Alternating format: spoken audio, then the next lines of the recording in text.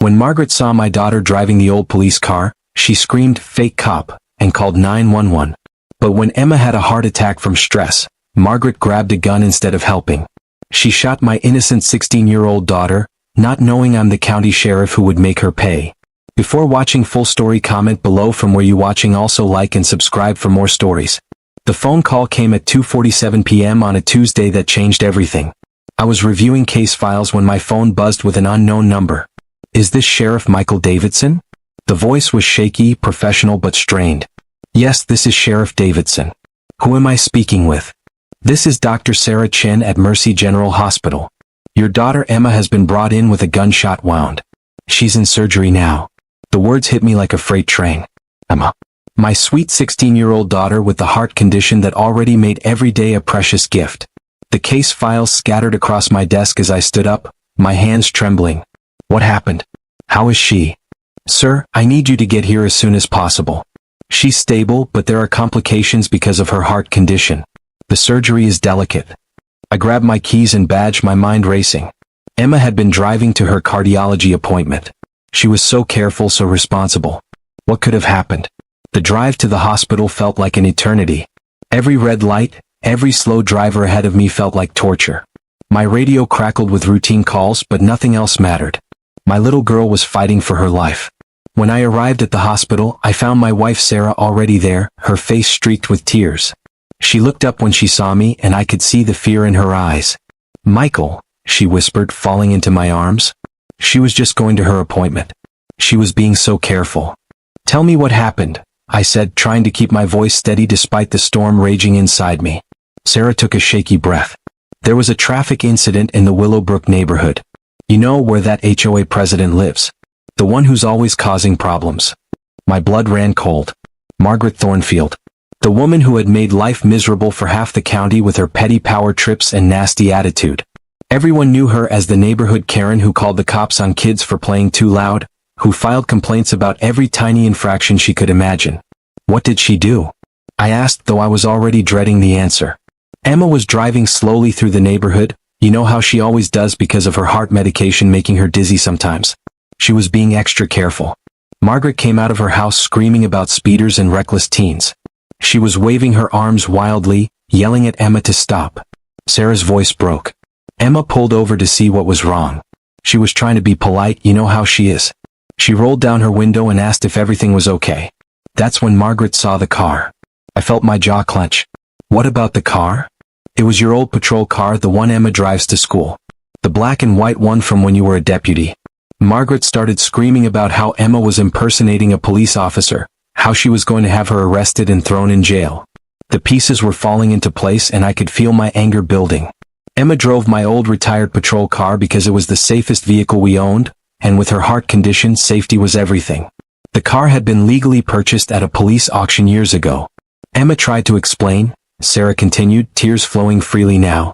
She told Margaret that she was Sheriff Davidson's daughter, that it was just an old car that we bought legally. But Margaret wouldn't listen. She kept screaming about how she was going to sue us, how she was going to have Emma arrested for impersonating an officer. Then what happened? Sarah's next words shattered my heart. Emma had a panic attack. You know how stress affects her heart. She started having trouble breathing, clutching her chest. Her face went pale and she was gasping for air. Margaret thought Emma was being dramatic, mocking her. She started yelling louder, calling Emma a spoiled brat, saying she was faking it for attention. I closed my eyes, picturing my daughter struggling to breathe while this woman screamed at her. Emma's heart condition wasn't just a minor issue. She'd been born with a complex congenital heart defect that required constant monitoring and medication. Stress could literally kill her. Emma managed to call 911, Sarah continued. She was gasping into the phone, trying to explain that she needed help, that she was having a cardiac episode and couldn't breathe. But Margaret grabbed the phone from her hands and started yelling at the dispatcher, saying Emma was faking an emergency and wasting taxpayer money. My hands were shaking now, rage building in my chest like a pressure cooker about to explode. The dispatcher could hear Emma in the background, struggling to breathe, making those horrible wheezing sounds. When Margaret realized they were still going to send an ambulance, she completely lost it. She started screaming that Emma was a liar, a fraud, that she was going to make sure everyone knew what a fake she was. And then? I asked, though I wasn't sure I wanted to hear the answer. Margaret ran back to her house. Emma was still in the car, trying to use her inhaler, trying to calm down. She was texting me, telling me she was scared, that she couldn't breathe properly and her chest was hurting. Then Margaret came back out. Sarah's voice dropped to a whisper. She had a gun. The world stopped. Everything around me faded except for Sarah's voice and the horror of what she was telling me. She started waving it around, screaming that she was going to protect her neighborhood from criminals and liars. She was yelling about how young people today have no respect, how they think they can get away with anything. Emma was terrified. She tried to drive away, but her hands were shaking so badly she could barely hold the steering wheel. That's when Margaret fired. I felt like I was going to be sick. Someone had shot my daughter.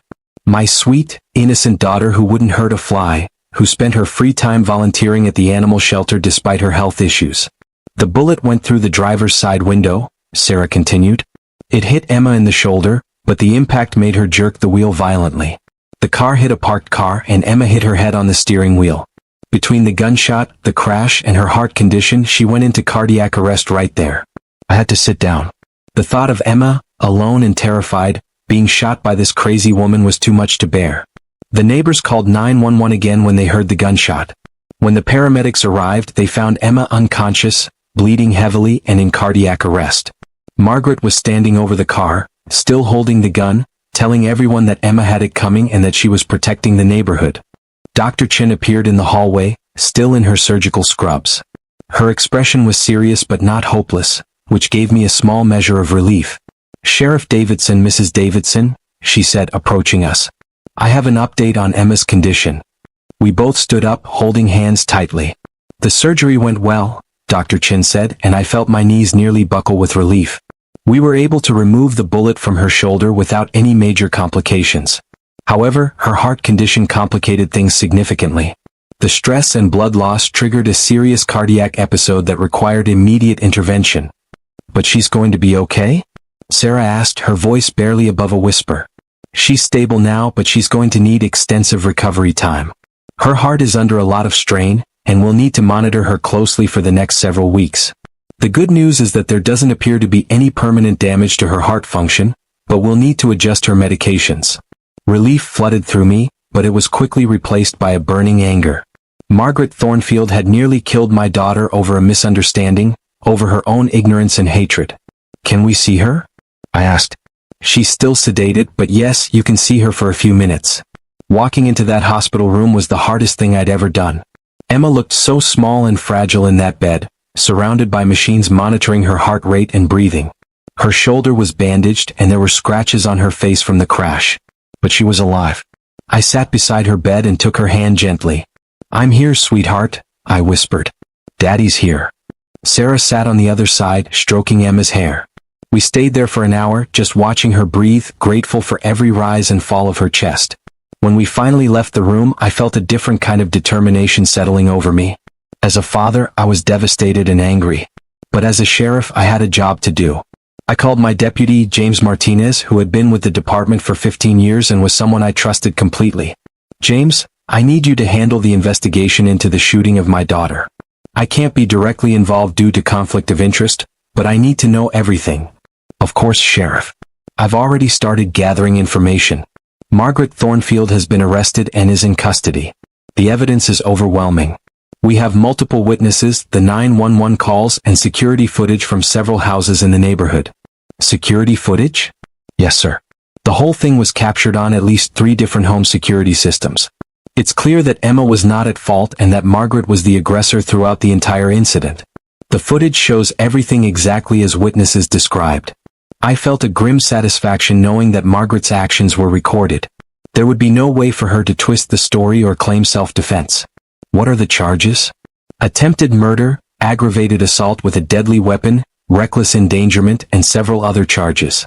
The DA is taking this very seriously, especially given Emma's age and medical condition.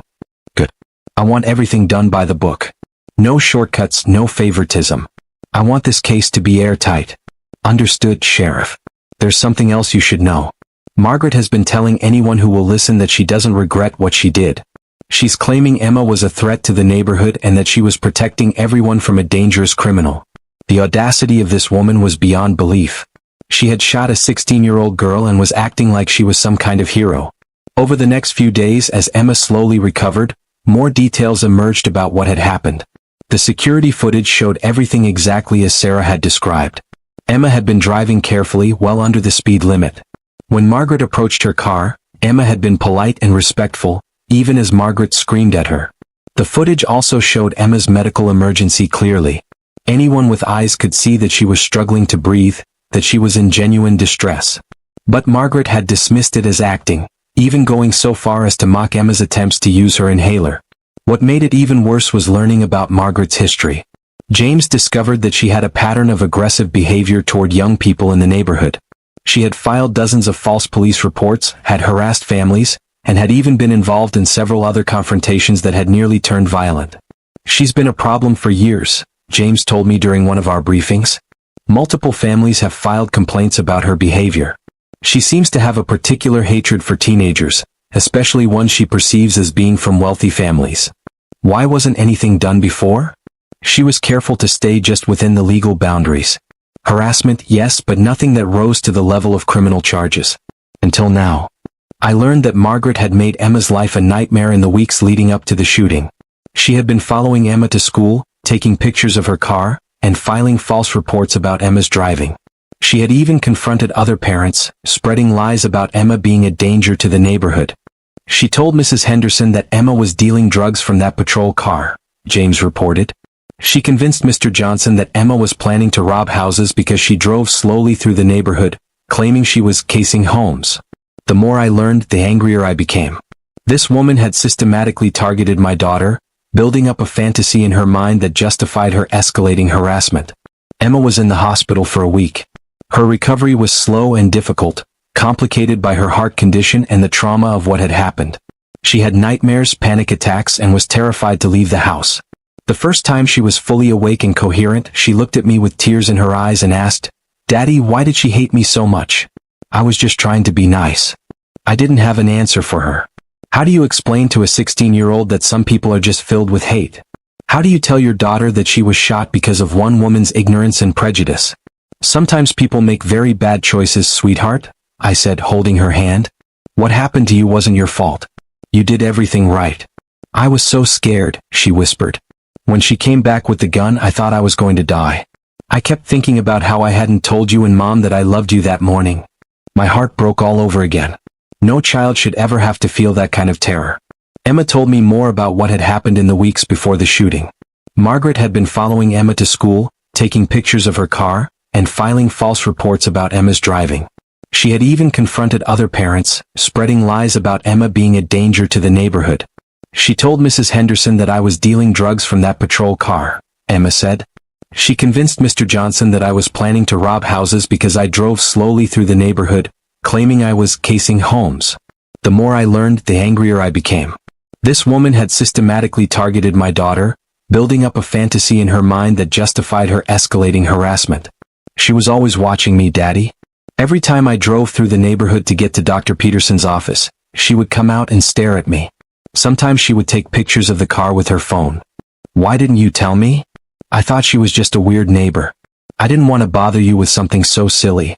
I thought if I just ignored her, she would leave me alone.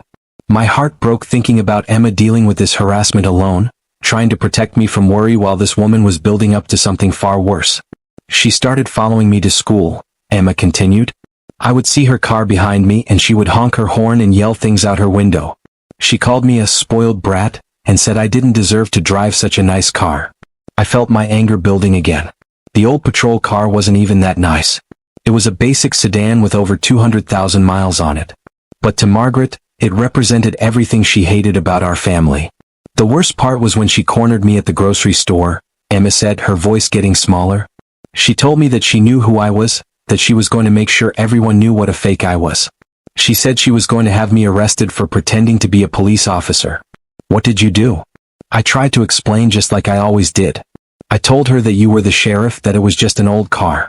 But she wouldn't listen. She said I was a liar, that no sheriff would let his daughter drive around in a police car. She said she was going to call the state police and have our whole family investigated. The more Emma told me, the clearer it became that Margaret had been planning this confrontation for weeks. She had convinced herself that Emma was some kind of criminal, and nothing was going to change her mind. The day of Margaret's arraignment, I sat in the courtroom, watching as she was led and wearing an orange jumpsuit. She looked around the courtroom with defiance, as if she was the victim in all of this. Her lawyer tried to argue for bail, claiming she was a pillar of the community and not a flight risk. But the prosecutor presented the evidence methodically. The security footage, the 911 calls, the witness statements, and Emma's medical records all painted a clear picture of what had happened. When the judge denied bail, Margaret actually had the audacity to stand up and shout, "This is ridiculous. I was protecting my neighborhood from criminals." The judge's response was swift and stern. "Ma'am, you shot an unarmed 16-year-old girl who was having a medical emergency. You will remain in custody until trial." As Margaret was led away, she looked directly at me. There was no remorse in her eyes, no acknowledgement of the pain she had caused. Just anger and defiance. The trial took place 3 months later. Emma was strong enough to testify, though it was one of the hardest things she'd ever had to do. She sat in that witness chair, her voice shaking but determined, and told the jury exactly what had happened. "I was just trying to get to my doctor's appointment," she said. "When Mrs. Thornfield started yelling at me, I pulled over because I thought maybe I could help with whatever was wrong. I never imagined that being polite could almost get me killed." The defense attorney tried to paint Emma as a reckless teenager who had been impersonating a police officer. But the evidence was overwhelming. The security footage showed everything, and expert witnesses testified about Emma's heart condition and how stress could be life-threatening for her. The most damaging evidence was Margaret's own words. The 911 calls captured her screaming at Emma, dismissing her medical emergency, and even making threats. Her behavior after the shooting was equally damning, as she had shown no remorse and had continued to justify her actions. When Margaret testified in her own defense, she showed no remorse whatsoever. "I was protecting my neighborhood," Margaret said firmly. "That girl was a menace and no one was doing anything about it. Someone had to take action." "You shot an unarmed 16-year-old girl," the prosecutor said during cross-examination. "How was that protecting anyone?" "She was impersonating a police officer," Margaret replied. "She was terrorizing the neighborhood, driving around in that fake police car, intimidating people. I had to stop her." "Did you know that Emma Davidson has a serious heart condition?" "She was faking that too," Margaret said without hesitation. "It was all part of her act. She was trying to get sympathy so she could get away with her crimes." The jury looked horrified by Margaret's testimony. Here was a woman who had shot a teenager and was still convinced that she was the victim. "Do you feel any remorse for what you did?" the prosecutor asked. "No," Margaret replied firmly.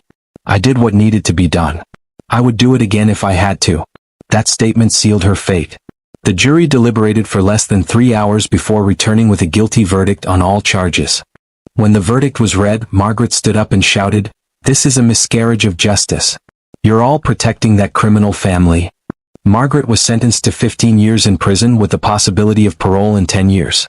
As she was led away to begin her sentence, Margaret turned to me one last time. "You think you've won," she said, her voice full of venom. "But I know what I did was right." I stood up and looked her directly in the eyes. "Ma'am, you shot my daughter. An innocent 16-year-old girl with a heart condition who was trying to be kind to you. You nearly killed her because of your own hatred and ignorance. You'll have plenty of time to think about whether that was right." Emma's recovery was long and difficult. The physical wounds healed, but the emotional trauma took much longer. She went through months of therapy dealing with PTSD and anxiety. There were days when she couldn't leave the house, when the fear was too overwhelming. But gradually, with the support of our family and her therapist, Emma began to heal. She started driving again, though it took her months to feel comfortable behind the wheel. She went back to school, though she struggled with anxiety around confrontational situations. One day, about a year after the shooting, Emma came to me with a proposal. "Dad, I want to start a program to educate people about heart conditions in teenagers. I want to make sure no one else has to go through what I did because someone doesn't understand what a medical emergency looks like." I was so proud of her I could barely speak. Here was my daughter, who had been through hell, wanting to turn her trauma into something positive that could help others.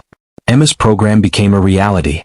She worked with the local school district and medical community to create educational materials about recognizing medical emergencies in young people. She spoke at schools, community centers, and even at police training sessions. The program grew beyond what any of us had imagined. Emma received recognition from the State Medical Association and even spoke at a national conference about heart conditions in teenagers. She turned her pain into purpose, helping countless other young people and their families. Emma graduated from high school with honors despite everything she had been through. Her graduation speech was about resilience and second chances, and there wasn't a dry eye in the audience when she finished speaking. 2 years ago, someone tried to end my story, Emma said from the podium. They thought they knew who I was and what I deserved. But they were wrong. Today I'm not just a survivor. I'm someone who chose to turn pain into purpose. Emma went on to study medicine, inspired by the doctors who had saved her life. During her pre-med years, she continued expanding her awareness program. She partnered with hospitals across the state to train emergency responders on recognizing cardiac episodes in young people. Too many teenagers die because their symptoms are dismissed as anxiety or attention-seeking, Emma would tell medical students during her guest lectures. We have to do better. We have to listen. Her work caught the attention of the American Heart Association, who invited her to speak at their national conference. Standing before hundreds of cardiologists and researchers, Emma shared her story with a confidence that amazed me. I was shocked because someone refused to believe that a teenager could have a serious medical condition, she said. That ignorance nearly killed me. But it also gave me a mission, to make sure no other young person suffers because adults don't take their health seriously. During medical school, Emma specialized in cardiology as we had expected. But she also pursued additional training in trauma counseling, wanting to help patients deal with the emotional aftermath of medical emergencies. When you survive something like what I went through, she explained to me during one of our weekly dinners, you realize that healing the body is only half the battle. The mind and spirit need attention too. Emma's professors were impressed by her dedication and unique perspective. Dr. Rebecca Stone, one of her mentors, told me privately that Emma was the most compassionate medical student she had ever taught. She has this incredible ability to connect with patients who are scared and traumatized, Dr. Stone said. It's like she can see right into their hearts and know exactly what they need to hear. During her residency, Emma worked with a particularly difficult case, a teenage boy named Marcus who had been shot in a gang-related incident. He was recovering physically, but emotionally he was shut down, refusing to talk to anyone. Emma spent hours with Marcus, not pushing him to talk but simply being present. She shared her own story, showed him her scars, and talked about the long road to healing. I know what it's like to have someone try to take your life, she told him quietly. I know what it's like to feel like the world is full of people who want to hurt you. But I also know that there are people who want to help you heal. Slowly Marcus began to open up. He started participating in his physical therapy, talking to the counselors, and eventually he even smiled. When he was discharged, he hugged Emma and said, "Thank you for not giving up on me." That moment reminded me of something Emma had said years earlier. She wanted to be the person who gave families hope in their darkest moments. She was already becoming that person. During her 3rd year of residency, Emma met David Rodriguez, a fellow cardiology resident who shared her passion for pediatric heart conditions. David had lost a younger sister to an undiagnosed heart defect when he was in college, and he understood Emma's drive to help young patients. The first time I saw Emma with a patient, David told me later, I knew she was special. She wasn't just treating a condition, she was healing a whole person. Their relationship developed slowly, built on mutual respect and shared values. David understood Emma's scars, both physical and emotional, and he never made her feel like she needed to be anything other than exactly who she was. When Emma brought David home to meet us, I could see immediately that this was serious. The way he looked at her, the way he listened when she spoke about her work, the way he instinctively knew when she needed support during difficult moments, it was clear that he truly understood her. He makes me feel safe, Emma told Sarah one evening after David had gone home. Not just physically safe but emotionally safe. Like I can be completely myself with him.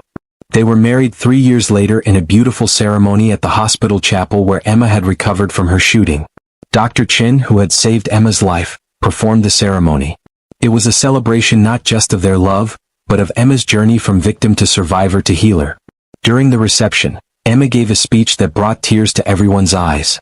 8 years ago, someone tried to end my story with a bullet, she said, her voice strong and clear. But look at me now. I'm a